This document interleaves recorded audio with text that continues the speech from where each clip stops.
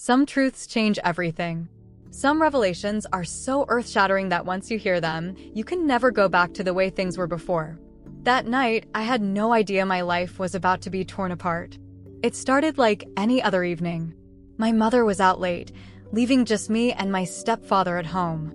We had spent nights alone before, and it had never felt strange. But something about that night felt different. I couldn't put my finger on it at first. Maybe it was the way he had been acting all day, distracted, restless, like something was eating away at him. Or maybe it was just a gut feeling, a quiet warning from deep inside me. Either way, I should have listened to it. It was late, and I had been in my room, scrolling mindlessly through my phone, trying to ignore the nagging sense of unease pressing against my ribs. The house was silent, the kind of silence that felt too heavy, too unnatural. Then, a sound. Soft, faint, but distinct. I froze, my breath catching in my throat. It wasn't a random creak of the house settling. It was deliberate. I sat up slowly, straining to listen. The sound came again, a rustling, a shuffle of movement. It was coming from downstairs. My stomach twisted. I told myself it was nothing, that he had probably just gotten up for a drink of water. But something about it didn't feel right. I slid out of bed, my bare feet pressing against the cold floor. Moving carefully, I stepped toward my bedroom door and cracked it open. The hallway was dark, the only light coming from the faint glow beneath my stepfather's office door. I hesitated. He never left that light on this late. My pulse quickened as I moved closer. The door was slightly ajar, just enough for me to hear the faint click of a keyboard, the shuffle of papers. I peeked through the gap, my breath shallow. And what I saw made my stomach drop. My stepfather, hunched over his desk, staring at something on his laptop screen. His face was tense, his fingers gripping the edge of the desk so tightly his knuckles had turned white. I had never seen him look like that before. A deep, sinking feeling settled in my chest. I should have walked away. I should have gone back to bed, pretended I never saw anything. But something inside me refused to move. I needed to know. Slowly, carefully, I nudged the door open a little wider. And then I saw it. On the screen. A document. My eyes scanned the words, and as they registered, my breath hitched. It was a file. A file with my stepfather's name. And a different last name. My heartbeat thundered in my ears. I blinked, staring at the screen, trying to make sense of it. The name. The dates. The information. Nothing matched the man I had known my entire life. It was like he was a completely different person. My stepfather suddenly stiffened, his body tensing as if he sensed something. I barely had time to react before he turned, his eyes locking onto mine. For a second, neither of us moved. Then, "What are you doing?" His voice was calm, too calm. I swallowed hard, my throat dry. I couldn't sleep. His gaze flickered to the screen, then back to me. His expression didn't change, but something in his eyes did. Something cold. "You should be in bed." I hesitated. "What is that?" His jaw tightened. "Nothing. A lie." I took a step closer. "Why does that file have a different name?" His entire body went rigid. "Go back to bed." My heart pounded so hard it hurt. "Who are you?" He didn't answer. The air in the room felt heavy, suffocating. And in that moment, I knew. Whatever was on that screen, whatever secret he was hiding, it was about to change everything. For a long moment, neither of us spoke. My stepfather sat completely still, his body tense, his expression carefully composed, but there was something behind his eyes, something dark, something unsettled, something calculating. He wasn't just choosing his words carefully, he was weighing his options, measuring every possible outcome before he let them slip past his lips. And I could feel it. Something had shifted between us, something irreversible, something that no matter how hard I tried, I would never be able to unsee or unknow. I should have walked away. I should have pretended I never saw anything, should have climbed back into bed and convinced myself that this was just another night like any other. But I couldn't. Not now. Not after everything I had just witnessed. My voice, when I finally spoke, barely sounded like my own. "Tell me the truth." His jaw tightened ever so slightly, his fingers twitching against the desk as if resisting the urge to reach for something, maybe his laptop, maybe the file I had glimpsed, maybe something else entirely. "You don't understand what you're asking."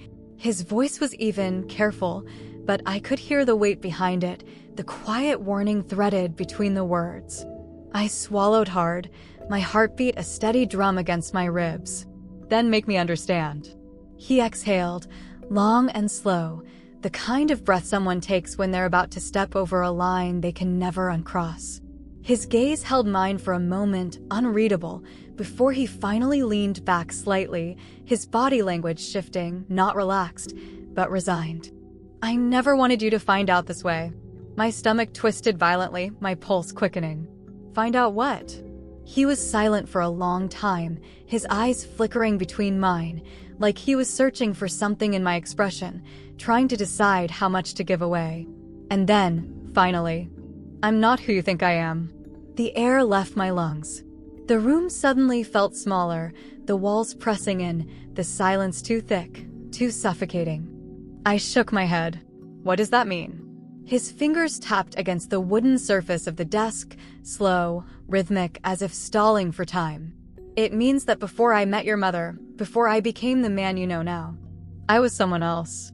And I had a different life." A chill ran through me, the hairs on the back of my neck standing on end. "What kind of life?" He hesitated, his throat working like he was struggling to get the words out. Then, at last, he exhaled and said, "A life I had to erase." A sharp jolt of fear pulsed through me. My hands gripped the armrests of the chair so tightly that my fingers ached. "Erase?" I echoed, my voice barely above a whisper. His gaze darkened, something shifting in his expression, something guarded, something controlled. "Before I met your mother, before I built this life, I was involved with people I shouldn't have been." I sucked in a sharp breath, my heartbeat hammering against my chest. "What kind of people?" He leaned forward slightly, his voice dropping lower, as if the walls themselves might be listening. "The kind of people who don't let you walk away." The words sent a chill straight through me, an ice-cold wave of realization crashing over my skin. "You ran from them." He nodded once, slowly. "I didn't have a choice. I could barely breathe." "And you think they're still looking for you?" His silence was answer enough. A deep, gut-wrenching fear coiled in my stomach. My stepfather, the man who had raised me, who had been in my life for as long as I could remember, wasn't just hiding something, he was hiding from something. From someone. And, by extension, so were we. My throat tightened. "Does Mom know?" His jaw clenched, his eyes flickering with something I couldn't place. "No." The weight of that single word hit me like a sledgehammer. I swallowed hard. "And now?" His fingers curled into his palms. "Now I have a decision to make." A thick, suffocating pause filled the space between us. Then, quietly, "And so do you." My stomach twisted painfully, my hands trembling against my lap. "What do you mean?" He exhaled slowly, deliberately. "If you want to forget this conversation ever happened, if you want to pretend you never saw that file, you can. I won't hold it against you." A pause. "But if you don't, if you want the truth, the full truth, then you need to understand that knowing it will change everything. That once you cross that line, there's no going back." My breath hitched. I had two choices. I could pretend I never found out, live in ignorance, let my mother keep believing the lie she had been fed for years. Or, I could open my eyes completely. I could learn the truth about who he really was, about the life he left behind, about the danger that might still be out there, lurking just beyond the edges of the life we thought was safe. I glanced toward the door, my thoughts spinning wildly. If I walked out now, I could bury this moment. I could pretend none of this happened. But I knew myself too well. I knew that if I walked away, I would spend every waking moment wondering what he wasn't telling me, wondering what I had chosen to turn my back on.